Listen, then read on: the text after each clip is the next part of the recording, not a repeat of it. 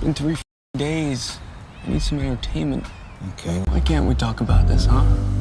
Do you believe in God? It's natural to wonder about the job. The story centers around a man named Sam, a highly skilled sniper working for a secret organization that offers assassination services to the highest bidder.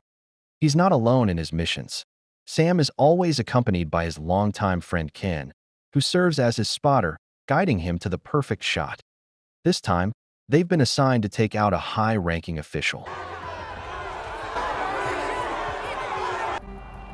You sure this is our guy? As usual, they aren't told why the target needs to die. Whether the person is good or evil doesn't matter. Their job is simply to pull the trigger. But lately, Sam has been feeling uneasy. The weight of killing without knowing the reasons is starting to haunt him. Still, needing the money, he and Ken push forward with the mission. Oh, hello. We got movement. Black SUV. You sure this is our guy?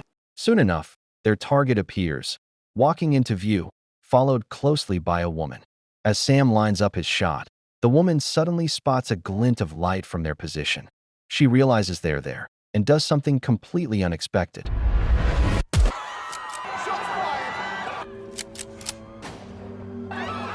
In the chaos, Sam's first shot misses, but he quickly regains control and manages to take out the official. Consumed by guilt, Sam and Ken now find themselves scrambling to escape. The official's men have figured out their position, and a deadly manhunt begins.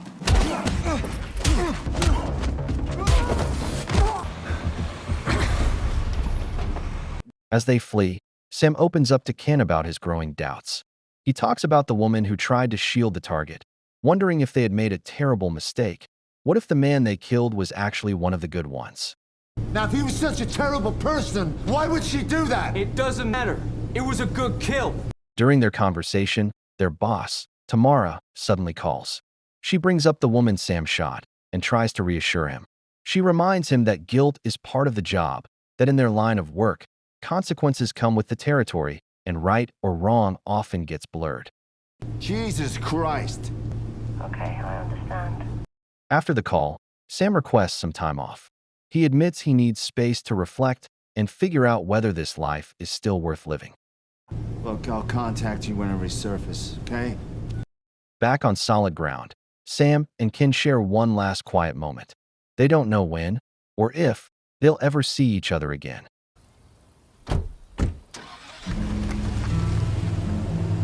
Weeks pass. Sam is now living deep in the forest, far from the chaos. Each day he splits wood, cleans his rifle, and tries to forget.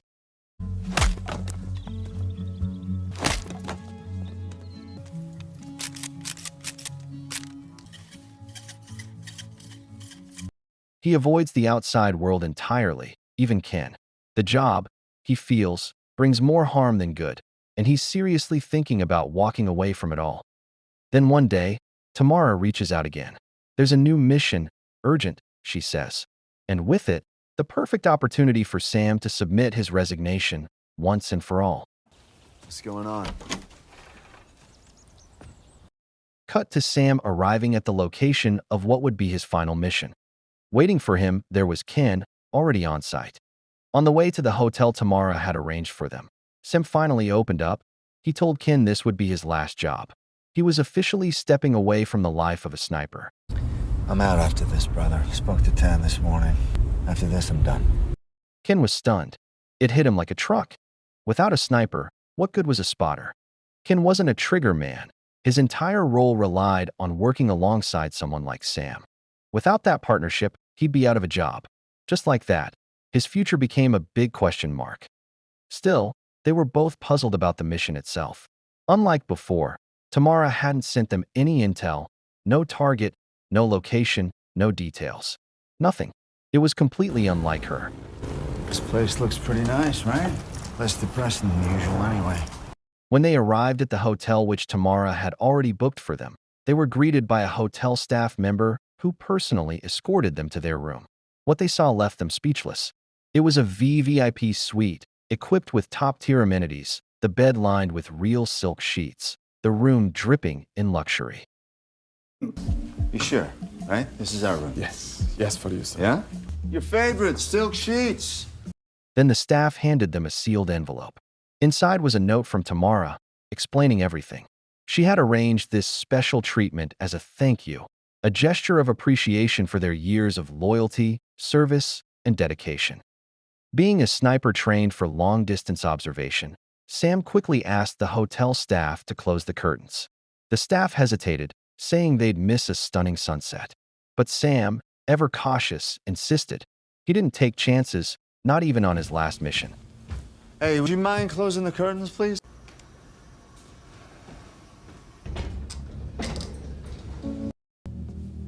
Thank you.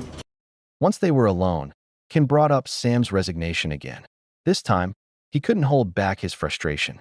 He called Sam selfish for not thinking about what would happen to his own best friend. After all they'd been through together, Ken felt like he was being left behind, like he was being tossed aside without a second thought. Sam tried to calm him down, reassuring Ken that Tamara might still find use for his skills. Yes, he'd been a spotter all this time, but he could shoot too. Maybe not like Sam, but enough to make it work. You can shoot. Not like you. You don't know how rare your ability is, do you? Still, both of them knew the truth. Sam's shooting ability was rare, almost irreplaceable. It was unlikely Tamara would ever assign Ken to a sniper role on his own. And deep down, Ken knew it too. As much as he didn't want to accept it, Sam's decision had been made, and there was nothing he could do to stop it. After the heated argument, Sam and Ken were interrupted by the arrival of two women waiting at the elevator. They introduced themselves as massage therapists, a gift from Tamara, they said. Ken, who had a soft spot for pretty women, was more than happy to let them in and enjoy a relaxing massage. Bro. Woo! Now I believe in God. While Ken was getting pampered and completely in his element, Sam chose to stay seated and quiet. He wasn't interested. One of the therapists, Mona, noticed his discomfort and felt a little awkward, like she was getting paid for nothing. What is this? Mona, as it turned out, had a unique talent, palm reading. She claimed to come from a long line of gypsies, where fortune-telling was practically a family tradition. She offered to read Sam's palm just for fun, and surprisingly, he didn't object. Ladies, they love you too. As the two chatted, the hotel's male attendant from earlier returned, this time with a female staff member carrying food, supposedly sent by hotel management. The man still insisted the curtains should be opened, claiming it would improve the atmosphere. But then, something unexpected happened just as Sam went to close the curtains again. Gunshots rang out, coming from the building across the street. In that same instant, the female attendant suddenly lunged at Sam, revealing herself as an attacker. Sam managed to fend her off, but she was hit during the chaos, likely by one of the sniper's stray bullets. Now it was just Sam and the male attendant, who was clearly in on it too. Sam had no choice but to take him down using his combat skills.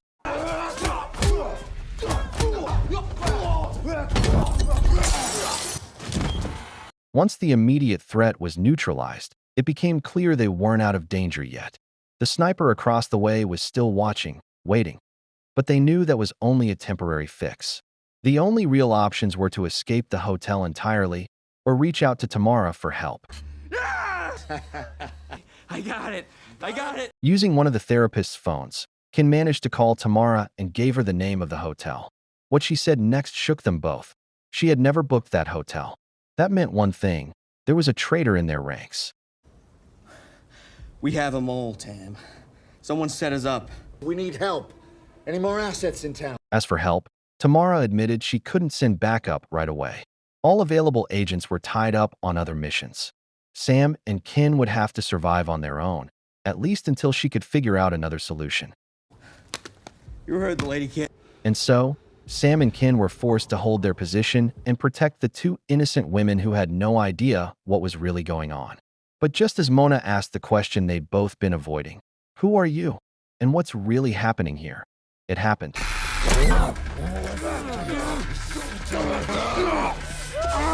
The male hotel attendant, thought to be dead, suddenly sprang back to life and launched another attack on Sam. Without hesitation, Ken tackled the attacker, pushing him over the edge of the building and ending the threat once and for all. But during the chaos, while hiding behind a dangerously exposed spot, Ken was suddenly struck by a bullet. The shot hit him hard, and he immediately lost consciousness. Ken! Ken! Moments later, Sam's phone rang. It was Tamara. She told him that backup had finally arrived and that their sniper team was in position to take out the hostile shooter. She instructed Sam to confirm visually using a mirror to see if the enemy sniper had been neutralized. Are we clear? Clear. Room is... Cautiously, Sam followed her instructions, using a mirror to check. Sure enough, it looked like the threat was gone. Tamara confirmed the area was now secure. But something didn't sit right. Sam refused to leave his cover. Mona, terrified and still shaken, stayed hidden too. To test if the danger was truly gone, Sam tossed a pillow out into the open. Nothing happened. No gunfire. No movement. Tamara again urged Sam to come out from behind the pillar. That's when it hit him. How did she know he was hiding behind a pillar? Suspicion turned into horror. Sam slowly peeked his head out to investigate, and that's when the truth was revealed. I was behind the pillar. It was Tamara. She had been behind everything. There were no backup agents. No real rescue mission. Just a web of lies. The sniper who had been hunting them, he wasn't a threat to Tamara. He was her sniper, sent to eliminate Sam and Ken. The reason? Sam's resignation.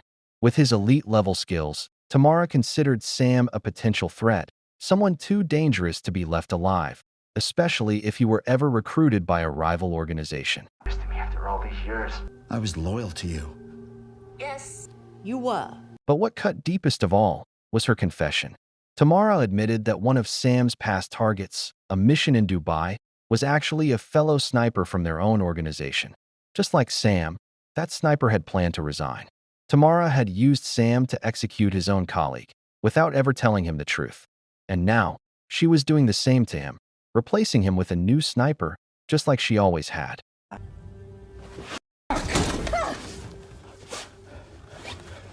What's happening?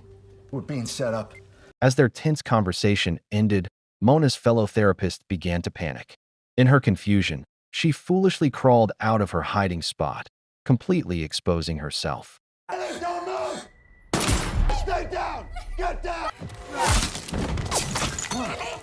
Now it was just Sam, Mona, and an unconscious Ken, whose condition was growing more critical by the minute. Meanwhile, Tamara's sniper and spotter were still out there, watching, waiting, tracking their every move from afar.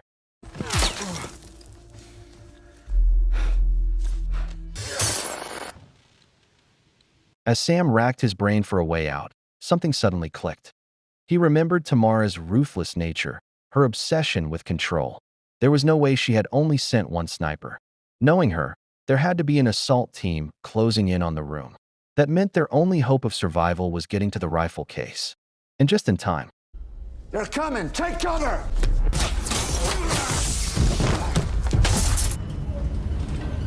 As the strike team burst through the door, Sam dove for the case and quickly assembled his sniper rifle behind the bar counter. Wasting no time, he aimed through the scope and locked onto the sniper in the distant building. One shot, clean, fast, perfect. Target down.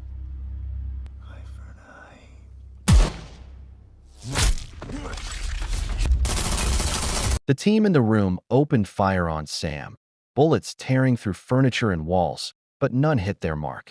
When they paused to reload, Sam lit a bottle and hurled it, a homemade firebomb that scattered the attackers.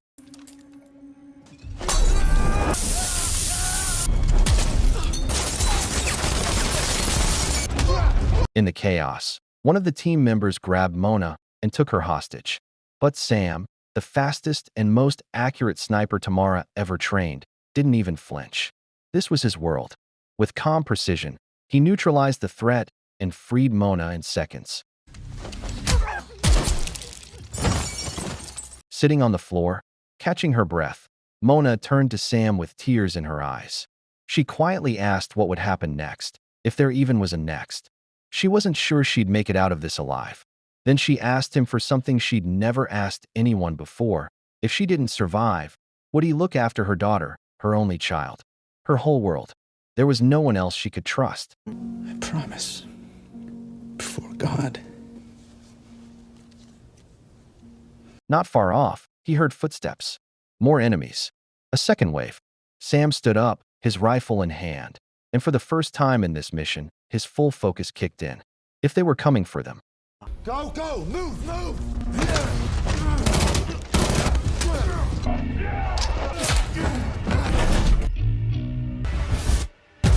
Sam managed to take down the second wave of attackers. But just as one final soldier raised his weapon to finish him off, Mona sprang into action. She grabbed a nearby gun and fired, saving Sam's life for the very first time.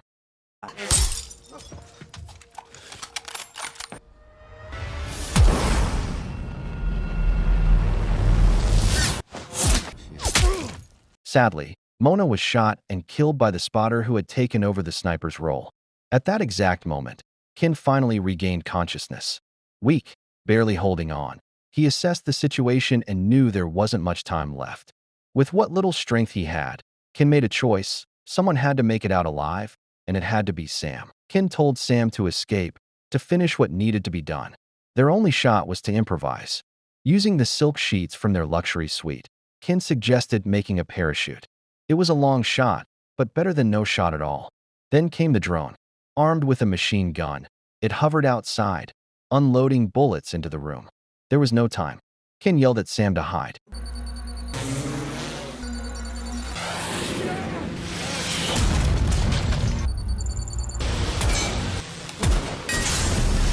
Sam managed to destroy the drone, but when he returned to Ken's side, it was too late.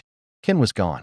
With no time to grieve, Sam tore the silk sheets, rigged a makeshift parachute, and leapt from the top of the building, vanishing into the night. Oh,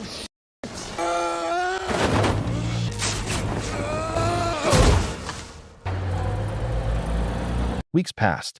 Tamara was now seen at an airport, flanked by 2 bodyguards, walking confidently through the terminal. Just then, her phone rang. It was Sam. He didn't threaten her. He didn't scream. He simply called to say goodbye. Tamara was filled with deep regret. Failing to eliminate Sam that night had become the second biggest mistake of her life. What she didn't realize was that Sam had already infiltrated the area, disguised as a janitor. He told Mona's only daughter to stay in the hotel room, while he went to finish what he started, taking out Tamara and her 2 bodyguards inside the airport restroom. And with that, the film ends. Thanks for watching. Let us know your thoughts or critiques about the movie in the comments below. And don't forget to hit that subscribe button, like the video, and share it with your friends. Your support keeps us motivated to make more awesome movie recaps.